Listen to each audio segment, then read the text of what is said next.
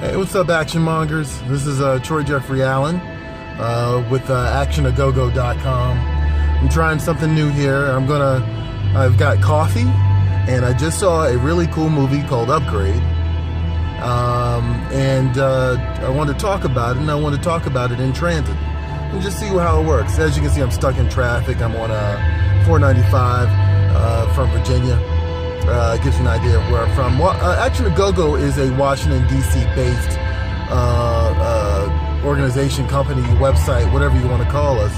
And so most of our videos are going to be from here if we're not traveling to conventions or whatnot. Okay, let's talk about Upgrade for a second.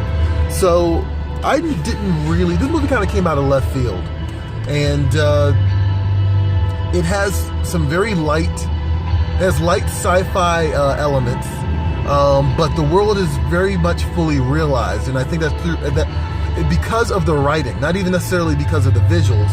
Although, even though this is a modestly budgeted movie, the visual aspects of it are pretty complete. Like, you know, I didn't feel like I wasn't getting at least an idea of this not so distant future. Like, I at least had some grounding in it. And I think it's probably I think a lot of that has to do because, like, the trappings are familiar, but they're just a little bit more upgraded, actually, which was really cool.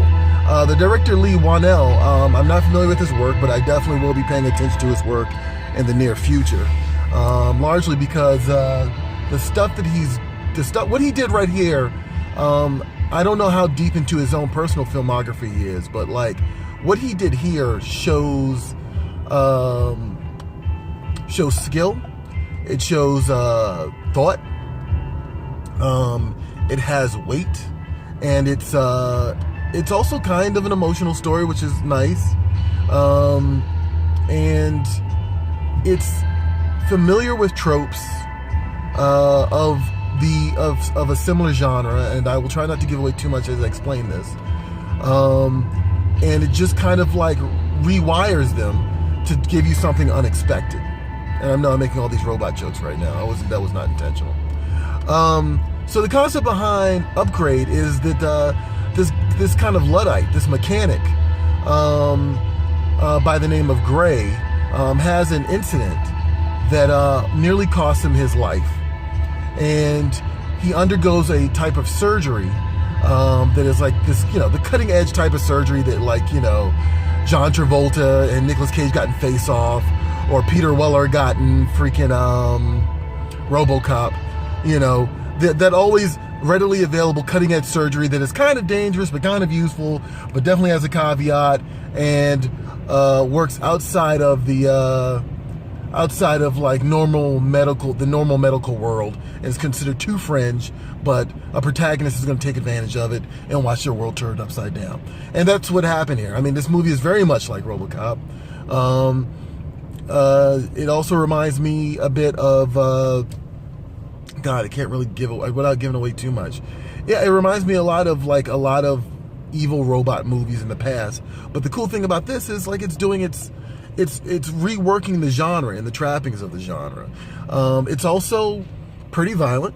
Like, I won't say it's hyper violent, but it's definitely like, when I say violent, I mean, like, there's considerable bloodletting.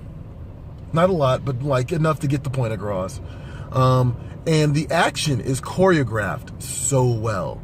Like, the movie takes a second to get to the parts that you see in the trailer where he's just kind of like duking it out with people, but the movie does an excellent job of escalating the action. So, like, at first we see him kind of take on a guy who's just a skilled fighter, and then we find a guy that he's more evenly matched with, and then we, you know, and it, like, you know, they give us car chases, you know, and there's like a real balance between, like, action to action. It's not just him, which I kind of was worried about, it's not just him plowing through a bunch of henchmen, fucking them up over and over again, you know.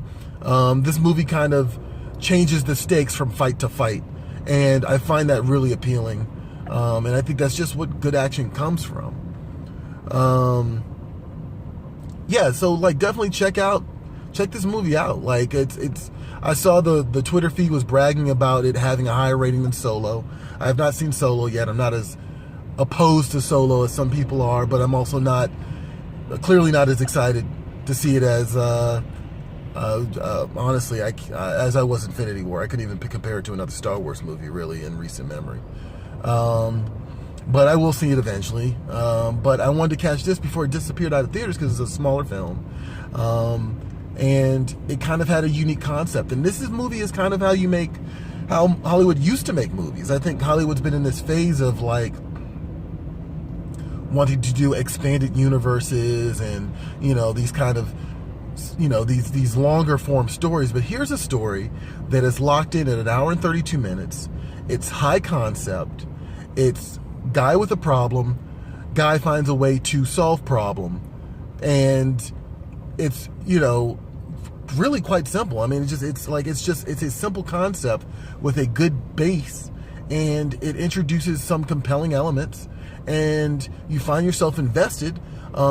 Maybe not so much through the characters, but through the sheer through the ideas that are presented. Because each new idea, the movie does a real good job of peeling back the larger concept, peeling it back, and finding new layers to explore with it. And that's how Hollywood used to make movies, really. Like, I mentioned Face Off before, but that's what Face Off is.